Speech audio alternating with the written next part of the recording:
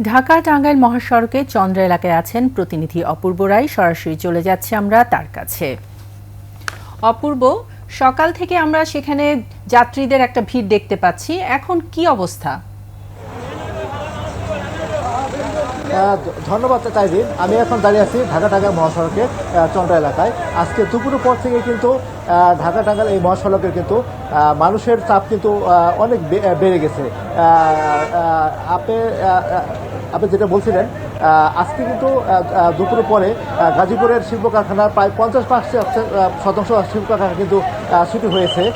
গতকাল কিন্তু ছুটি হয়েছে 5%, এবং আগামীকাল বাদবাকি গার্মেন্টস কারখানা কিন্তু ছুটি হবে। তা আজকে দুপুরের পরে কিন্তু শতকরা 50% গার্মেন্টস কারখানা ছুটি হওয়ার পরে কিন্তু এসব কারখানার নিয়োজিত শ্রমিকরা কিন্তু তারা যারা তাদের ঈদ উপলক্ষে বাড়ি যাওয়ার জন্য কিন্তু তারা উত্তরবঙ্গের এই প্রবেশদ্বার চন্দ্রাতে এসে তারা অপেক্ষা করছেন, এবং যার পরের পরিপ্রেক্ষিতে কিন্তু চন্দ্রার আশেপাশে এলাকায় কিন্তু প্রচুর ঘনমুখী মানুষের ভিড় বেশি দেখা যাচ্ছে, এবং যানবাহনের চাপও কিন্তু এখানে বেড়ে গেছে। এবং চন্দ্রা মোড় আশেপাশে এই এলাকার প্রায় 1 কিলোমিটার কিন্তু থেমে থেমে একটা যানজটের কিন্তু সৃষ্টি হয়েছে।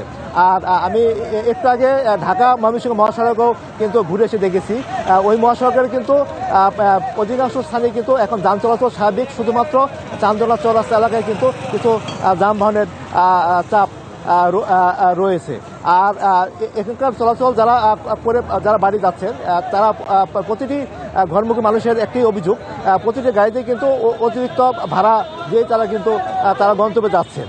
আর তাদের যে অভিযোগটা ছিল, তারা বলছেন যে আইনশৃঙ্খলা বাহিনীর পক্ষ থেকে কিন্তু বারবার বলা হচ্ছিল যে এবার ঈদ যাত্রায় কিন্তু অতিরিক্ত ভাড়া নেওয়া হবে না, তারপরে কিন্তু তারা অতিরিক্ত ভাড়া দিয়ে কিন্তু তারা তাদের সেই গন্তব্যস্থলে যাচ্ছে।